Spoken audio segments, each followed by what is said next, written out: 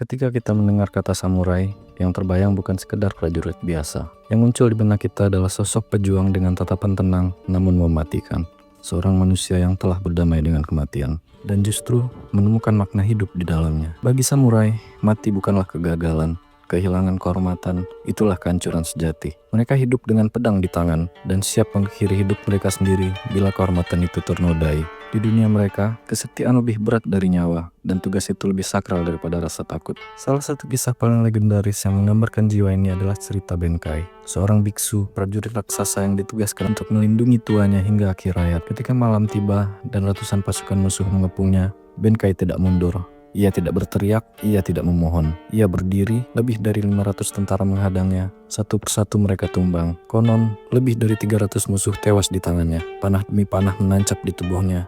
Namun Benkai tetap berdiri, menggenggam senjatanya, menjaga jalur terakhir bagi tuannya. Ketika musuh akhirnya berani mendekat, mereka menemukan sebuah pemandangan yang menggetarkan jiwa. Benkai telah mati, namun tubuhnya masih berdiri tegak. Bahkan dalam kematian, ia tetap menjalankan tugasnya sebagai seorang samurai. Inilah roh sejati samurai. Samurai bukan sekedar kelas prajurit. Mereka adalah fondasi moral dari sejarah Jepang. Sebuah kasta elit yang selama berabad-abad memegang kendali militer, politik, dan sosial. Namun yang membuat mereka abadi bukan hanya keahlian bertarung mereka yang indah dan mematikan, melainkan kode etik hidup yang mereka junjung tinggi. Sebuah jalan hidup yang dikenal sebagai Bushido.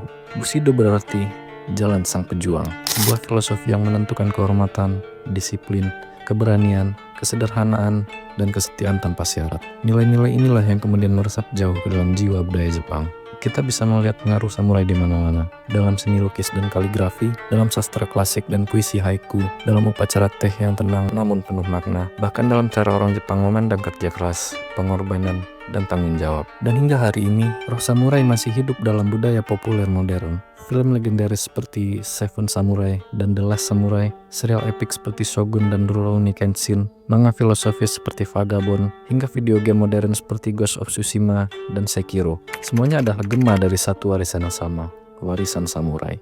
Namun, perjalanan samurai tidak lahir dalam satu malam. Ia terbentuk melalui darah, konflik, dan perebutan kekuasaan yang panjang. Jepang pada masa awal bukanlah sebuah negara yang bersatu. Ia terdiri dari banyak klan yang saling bersaing, masing-masing haus akan pengaruh dan kekuasaan.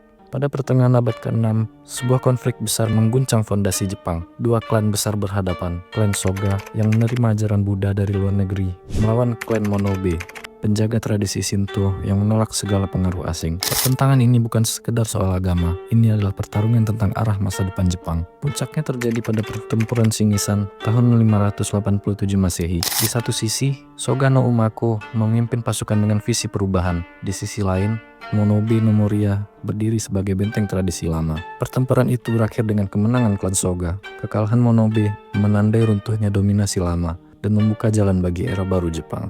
Dengan kemenangan tersebut, klan Soga memperoleh kekuatan untuk melakukan reformasi besar-besaran. Nilai-nilai Buddhisme mulai diperkenalkan ke dalam pemerintahan, membentuk cara pikir baru tentang kekuasaan, moralitas, dan kehidupan.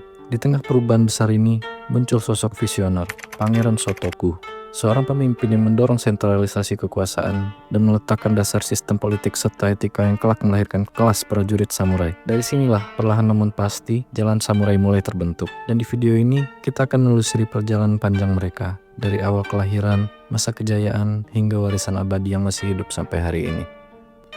Karena samurai bukan hanya tentang pedang, samurai adalah tentang cara hidup, dan tentang bagaimana seorang memilih untuk berdiri, bahkan ketika dunia runtuh di sekelilingnya. Api perubahan Jepang tidak lahir dari medan perang besar, melainkan dari sebuah pembunuhan di jantung istana. Pada tahun 645 Masehi, di tengah upacara kekaisaran yang seharusnya sakral, Pangeran Naka no Oe dan sekutunya Nakatomi no Kamatari melancarkan kudeta berdarah terhadap pemimpin klan terkuat saat itu, Soga no Iruka. Soga tumbang, dan bersama kejatuhannya, Jepang lama ikut runtuh. Insiden ini membuka jalan bagi reformasi Taika, sebuah perubahan radikal yang mengakhiri sistem klan longgar, dan menggantinya dengan pemerintahan terpusat birokratis, terinspirasi langsung dari model kekaisaran Tiongkok. Untuk pertama kalinya dalam sejarah Jepang, tanah dan rakyat tidak lagi milik klan, melainkan milik negara. Pada tahun itu juga, struktur sosial dan politik Jepang berubah selamanya. Beberapa dekade kemudian, kekaisaran mengesahkan Kode Taiho dan Kode Yoro, sebuah sistem hukum dan administrasi nasional. Di dalamnya tertulis satu kewajiban yang kelak mengubah sejarah. Setiap rakyat wajib mengabdi pada negara, termasuk menjadi tentara. Di masa pemerintahan Kaisar Monmu, 1 dari 4 pria dewasa direkrut ke dalam militer nasional. Sistem ini dikenal sebagai Gundase, dan dari sinilah cikal bakal samurai mulai terbentuk. Ironisnya, kata samurai saat itu belum berarti pejuang mulia seperti yang kita kenal sekarang. Ia hanyalah sebutan bagi pegawai negeri tingkat rendah, abdi negara berpangkat 6 ke bawah. Namun sejarah belum selesai. Pada akhir abad ke-8, Kaisar Kanmu berusaha memperluas kekuasaannya ke utara Honshu. Untuk menaklukkan suku Emishi yang menolak tunduk. Dalam kampanye militer inilah, untuk pertama kalinya gelar shogun diperkenalkan. Sebuah gelar sementara bagi panglima perang tertinggi. Tapi ketika kekuasaan Kaisar mulai melemah, tentara nasional dibubarkan, dan kekosongan kekuasaan pun muncul. Klan-klan bangsawan di sekitar Kyoto mengambil alih kendali. Pajak dinaikkan, tanah disita, petani kehilangan segalanya. Terpojok dan tak berdaya, para petani mengangkat senjata. Bukan untuk menaklukkan, melainkan untuk bertahan hidup. Mereka membentuk aliansi kecil, melawan pengatur tanah dan pemungut pajak. Sering gagal, sering kalah, namun dari kekacauan inilah lahir para pejuang independen. Embrio sejati samurai. Di masa ini, senjata dan zirah Jepang berevolusi. Tachi, pedang panjang yang melengkung, naginata, tombak sabit mematikan, zirah Oyoroi, dan domaru mulai digunakan di medan perang. Namun kekuasaan politik tetap berada di tangan bangsawan, terutama klan Fujiwara, yang mengendalikan jabatan tertinggi negara. Hingga abad ke-11, Kaisar Go-Sanjo mulai melemahkan dominasi Fujiwara. Anaknya, Kaisar Shirakawa, bahkan memerintah dari balik layar setelah turun tahta, sebuah sistem yang dikenal sebagai Insei. Lalu datang tahun 1159. Untuk pertama kalinya dalam sejarah, seorang samurai mencapai jabatan tertinggi negara, namanya Taira no Kiyomori. Setelah mengalahkan klan Minamoto dalam pemberontakan Heiji, Kiyomori diangkat sebagai Daiju Daijin, kanselir kekaisaran. Ini adalah titik balik. Sejak saat itu, kekaisaran perlahan berubah menjadi simbol semata, sementara kekuasaan nyata berada di tangan samurai. Namun ambisi selalu melahirkan konflik. Ketika cucu Kiyomori naik tahta, Pangeran Mochihito merasa haknya dirampas. Ia menyerukan perlawanan dan memanggil kembali musuh lama klan Taira, klan Minamoto. Musuh dari musuh adalah temanku, maka meletuslah perang Genpei, perang saudara selama 5 tahun yang mengguncang Jepang hingga ke akarnya. Minamoto akhirnya menang. Kyoto direbut dan seorang pria naik ke puncak kekuasaan, Minamoto no Yoritomo.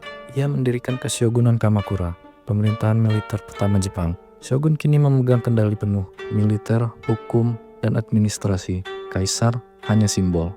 Samurai pun naik derajat dari prajurit bayaran menjadi warga ideal Jepang. Mereka mengadopsi Zen Buddhism, membentuk mentalitas tanpa takut mati. Dan ujian terbesar pun datang. Tahun 1274, Dinasti Yuan yang dipimpin Mongol mengirim 40.000 pasukan dan 900 kapal untuk menyerang Jepang. Samurai Jepang hanya 10.000 orang, namun alam turun tangan. Badai besar menghancurkan armada Mongol. Mereka menyebutnya kamikaze, angin dewa. 7 tahun kemudian, Mongol kembali dengan 140.000 pasukan dan 5.000 kapal. Sekali lagi, badai menghancurkan mereka. Samurai percaya mereka dilindungi langit. Dari sini lahir penyempurnaan pedang Jepang, perpaduan baja keras dan lunak, melahirkan katana, ikon abadi samurai. Namun kekacauan belum berakhir. Keshogunan Ashikaga runtuh. Perang Onin meledak tahun 1467. Jepang terjerumus ke dalam era Sengoku, zaman perang tanpa akhir. Pengikut membunuh tuannya. Samurai naik menjadi daimyo dengan cara kotor. Kyoto terbakar. Namun dari neraka ini muncul 3 nama besar: Oda Nobunaga, Toyotomi Hideyoshi, Tokugawa Ieyasu. Nobunaga hampir menyatukan Jepang. Hideyoshi, mantan petani, melanjutkannya, melarang rakyat biasa membawa senjata, menjadikan samurai kelas eksklusif. Ieyasu menyempurnakan segalanya dengan kemenangan di Sekigahara tahun 1600 dan mendirikan Keshogunan Tokugawa. Selama lebih dari 250 tahun, Jepang damai, dan dalam kedamaian itu, samurai berubah. Dari prajurit menjadi birokrat, cendekiawan, administrator. Pedang mereka kini simbol, bukan alat perang. Hingga tahun 1853, 4 kapal hitam Amerika di bawah Commodore Matthew Perry memaksa Jepang membuka diri. Era samurai pun memasuki senjakala. Pada restorasi Meiji, kelas samurai dihapus. Tunjangan mereka diubah menjadi obligasi. Pedang disarungkan untuk terakhir kalinya. Namun, meski tubuh mereka lenyap dari sejarah, jiwa samurai tidak pernah mati. Ia hidup dalam filosofi Bushido, tentang kehormatan, kesetiaan, dan keberanian untuk berdiri tegak bahkan ketika dunia runtuh. Dan mungkin itulah warisan terbesar samurai bagi dunia. Zaman telah berubah, dan perubahan itu datang lebih cepat daripada yang bisa diterima oleh pedang. Untuk bertahan di dunia yang kini dikuasai kekuatan imperialis, Tiongkok, Rusia, dan Barat, Jepang membutuhkan tentara modern. Bukan lagi pasukan yang setia pada satu tuan, melainkan tentara wajib militer nasional, terlatih dengan standar barat, menggunakan senjata api, disiplin modern, dan loyal pada negara, bukan pada daimyo. Namun bagi para samurai, konsep ini terasa seperti pengkhianatan terhadap jiwa mereka sendiri. Hak membawa pedang di depan umum dihapuskan, hak istimewa atas rakyat biasa dicabut, simbol kehormatan yang telah mereka jaga selama berabad-abad lenyap hanya dalam satu generasi. Bagi banyak samurai, ini bukan sekedar reformasi, ini adalah penghinaan. Maka pada tahun 1877, api terakhir samurai menyala. Pemberontakan lokal meletus. Yang paling terkenal adalah pemberontakan Satsuma. Para samurai mengangkat pedang sekali lagi, bukan untuk menaklukkan, melainkan untuk mempertahankan cara hidup mereka. Namun, zaman tidak lagi memihak pedang. Pasukan pemerintah yang dilatih secara modern dengan senapan dan artileri menghancurkan perlawanan itu dengan cepat. Keberanian kalah oleh bubuk mesiu, kehormatan kalah oleh industri. Dan di sanalah samurai sebagai kelas prajurit feodal menghembuskan nafas terakhirnya. Menariknya, banyak samurai kecil justru menjadi tulang punggung restorasi Meiji. Namun samurai-samurai tua tetap hidup dalam dunia lama, dunia kesetiaan mutlak pada tuan, yang tak lagi memiliki tempat di Jepang baru. Sebaliknya, generasi samurai muda memilih jalan yang berbeda. Mereka dikirim ke luar negeri sebagai pelajar, ambisius, melek huruf, berpendidikan tinggi. Ketika kembali ke tanah air, mereka tidak mengangkat pedang, melainkan pena, pikiran, dan visi. Sebagian mendirikan sekolah swasta, sebagian menjadi jurnalis, penulis, dan pendiri surat kabar. Yang lain memasuki pemerintahan, dunia industri, dan bisnis modern. Hasilnya luar biasa. Pada tahun 1880-an, 23% pengusaha terkemuka Jepang berasal dari kelas samurai. Pada 1920-an, angka itu melonjak menjadi 35%. Samurai memang kehilangan pedangnya, namun tidak kehilangan jiwanya. Nilai-nilai yang mereka bawa, disiplin, tanggung jawab, kesetiaan, dan kehormatan terhadap pekerjaan menjadi fondasi etos kerja Jepang modern. Samurai tidak lenyap, mereka berubah bentuk. Sejarah samurai pada akhirnya bukan sekedar kisah peperangan. Ia adalah kisah tentang manusia yang hidup di antara kewajiban dan perubahan, antara kehormatan dan kenyataan. Dari penjaga tanah feodal hingga arsitek Jepang modern, samurai selalu berada di garis depan sejarah. Dan di jantung semua itu, terdapat satu filosofi yang menyatukan segalanya, Bushido, sebuah jalan hidup yang mengajarkan kebenaran, keberanian, kehormatan, dan kesetiaan. Bushido tidak menciptakan prajurit yang kejam, melainkan manusia yang berintegritas. Manusia yang memandang hidup dan mati dengan ketenangan. Manusia yang tahu kapan harus bertahan dan kapan harus melepaskan. Untuk benar-benar memahami dunia samurai, sebuah video tidaklah cukup. Pemikiran mereka hidup dalam karya-karya abadi. Dalam Hakagure, kita melihat jiwa samurai yang menerima kematian sebagai bagian dari kehidupan. Dalam The Book of Five Rings karya Miyamoto Musashi, seorang pendekar yang tak pernah kalah dalam lebih dari 60 duel, kita belajar tentang strategi, fokus, dan kemenangan atas diri mereka sendiri. Dan dalam Bushido, The Soul of Japan karya Inazone Tobe, kita melihat bagaimana nilai samurai diterjemahkan ke dalam dunia modern. Karena pada akhirnya, samurai bukan tentang pedang.